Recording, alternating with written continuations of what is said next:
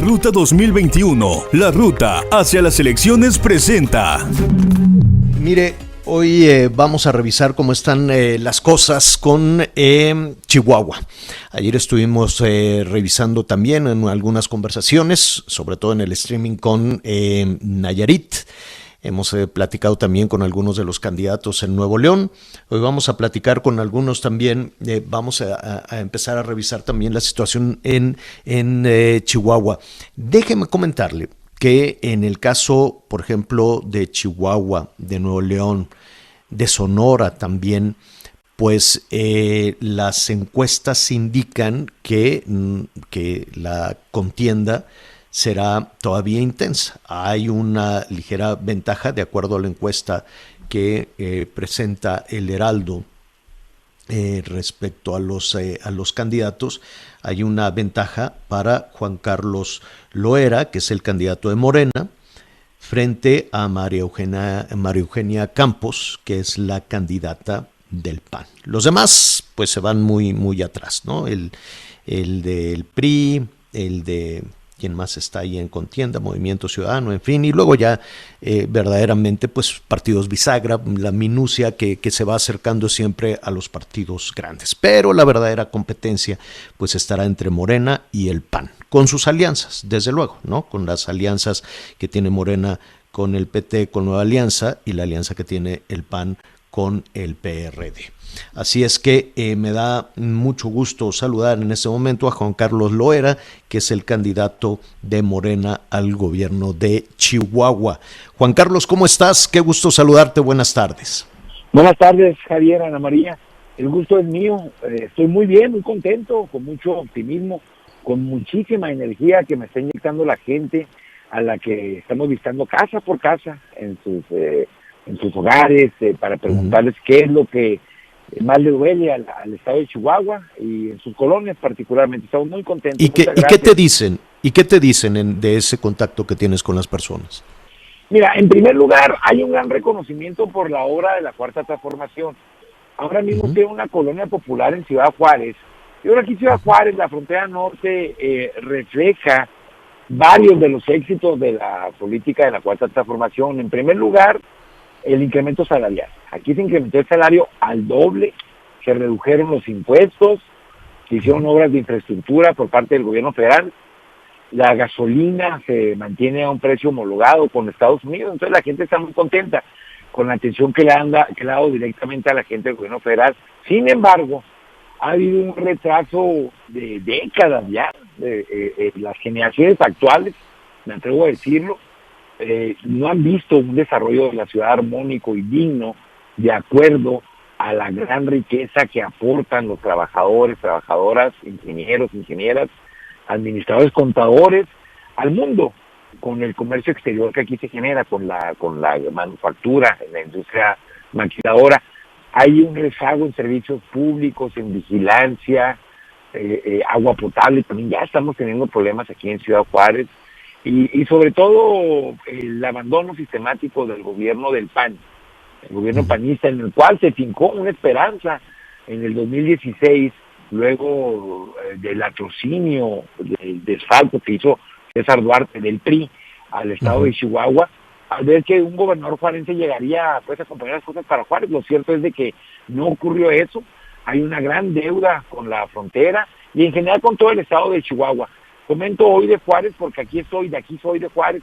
Yo soy empresario, fui a Estados Unidos a trabajar por más de 20 años, migrante también. Conozco muy bien a la industria maquiladora porque como ingeniero electromecánico que soy, trabajé por varios años en la industria maquiladora, desde abajo, desde técnico, ingeniero, supervisor. Entonces conozco muy bien la dinámica económica que se desarrolla en la frontera y tengo los elementos, la trayectoria, el conocimiento, hablo el mismo lenguaje de los ingenieros, de los empresarios y también de los migrantes, desde luego de los trabajadores, porque he estado en el activismo social acompañando a López Obrador. ¿Por qué no decirlo? Esta elección es importantísima para no bajar bandera, para continuar luchando y completar la gran obra de la Cuarta Transformación en Chihuahua.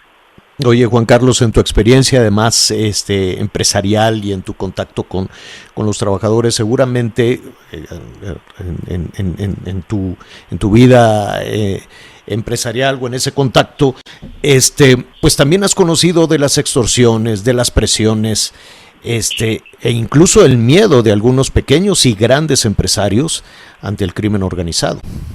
Sí, de hecho, así fue como yo conocí a Andrés Manuel. En el 2012 estábamos viviendo una gran depresión económica, comercial, de seguridad en Ciudad Juárez, producto de la guerra del narcotráfico que inició Felipe Calderón, mientras de acordar todo lo que ocurrió aquí en Ciudad Juárez. En ese momento 200,000 personas dejaron la ciudad. Algunos se fueron a sus lugares de origen, el Veracruz, Oaxaca, Coahuila, al sur del país, y otros emigraron hacia el norte, a Estados Unidos. Ahí yo encontré en Estados Unidos también, bueno, pues mucha gente que llegaba de México. Yo ya estaba trabajando allá, y ahí nos unimos y platicamos con Andrés López Obrador cuando era candidato en el 2012, y le planteamos el gran problema que ocurría con lo de las extorsiones.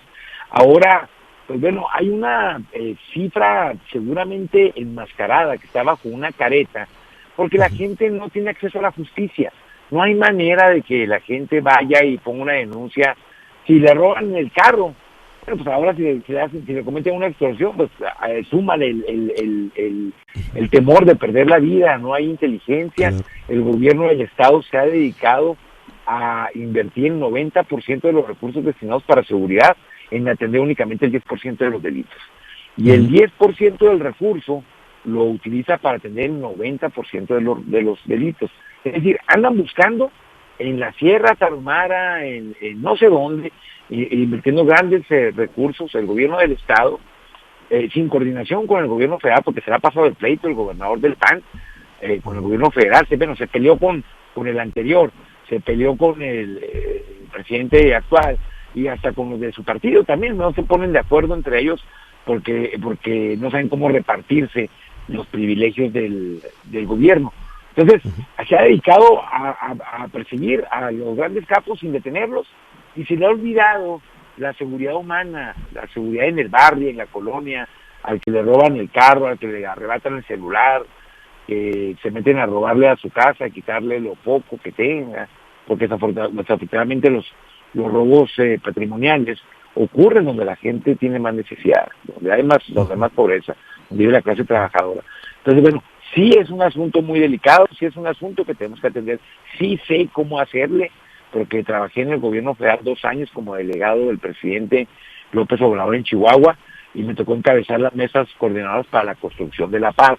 Pero este asunto de la seguridad humana tiene que atender las causas, pero también tiene que dividir muy bien el trabajo sobre lo que le corresponde al gobierno del Estado, sobre lo que le corresponde a la Policía Preventiva Municipal y lo que le corresponde al gobierno federal. Como vamos a tener buena coordinación, porque conozco muy bien el tema y conozco muy bien al presidente López Obrador desde hace tiempo, no tengo la menor duda que vamos a coordinarnos y vamos a atender con inteligencia, con táctica, al tema del crimen organizado, pero con solidaridad, con humanismo, con una atención de proximidad a la ciudadanía que sufre los robos patrimoniales y lo que son el 90% de los delitos. Sí. Anita Lomelí tiene un comentario. Gracias. Anita. Gracias, Javier. Oye, Juan Carlos, hablando de este humanismo, pues tan solo esta cifra de casi 19,000 niños migrantes detenidos pues por autoridades mexicanas en nuestra frontera en el último mes, el fenómeno migratorio pues aumenta, y pues tenemos problemas serios con los niños, con quienes viajan solos y con los deportados. ¿Qué hacer en este caso? Tenemos que luchar y respetar el principio universal de la felicidad de los niños y las niñas. Esa debe ser nuestra prioridad. También conozco el tema en el 2019, cuando llegó una de las oleadas de personas migrantes a Ciudad Juárez, a las que lo único que les quedaba era la vida. Yo encabecé, a diferencia del gobierno del Estado, que ellos tuvieron, el gobierno del PAN, más conservador, de derecha, tenía una actitud reactiva, de rechazo, discriminatoria a las personas que venían con una gran necesidad y que muchas venían engañadas también, hay que decirlo. El gobierno federal encabezado por tu servidor, aquí en Chihuahua, pues tuvimos una actitud muy diferente, solidaria, humanista, receptora, porque son personas, independientemente si son mexicanas o no, o están en una situación de vulnerabilidad. Primero que nada, respeto a los derechos humanos. Me tocó también, junto con empresarios de aquí de Juárez, directivos de la industria maquiladora, iniciar un plan que se convirtió en una estrategia, en un protocolo para atención a los migrantes que presentamos a la Cancillería para integrar social y productivamente a las personas migrantes, a los adultos, desde luego. Y con esa atención ya están trabajando muchas de las personas migrantes que están en la línea para recibir apoyo humanitario humanitario y político, perdón, en Estados Unidos. Pero hay muchas personas que están todavía esperándolo. Pienso en mi proyecto es primero que nada recibirlos, proteger la salud, la integridad de los niños y de las niñas, pero también tiene que haber una gran campaña en los países de Centroamérica y también en los estados del sur de nuestro país, de que no se dejen engañar, por traficantes de personas que están aprovechando esta supuesta recepción de Estados Unidos, asilo, es la palabra que está buscando, asilo humanitario, asilo político, que no es cierto. No los están recibiendo, los detienen, luego los regresan. Entonces esta campaña la tenemos que lanzar entre todos los gobiernos para que la gente no se deje engañar y apoyar acciones de desarrollo, de creación de empleos, como lo está haciendo el presidente López Obrador en el sur del país, y que ahora en Centroamérica, como lo ha planteado también el presidente López Obrador, se pueda apoyar a esos países. Juan Carlos, te agradecemos esta primera conversación. Faltan que ya 50 y tantos días, 57, que serán seguramente muy intensos. Estaremos en comunicación si nos permites. Muchas gracias, Javier. Muchas gracias, Ana María. Estoy aquí para servirles desde Ciudad Juárez y desde Chihuahua. Gracias.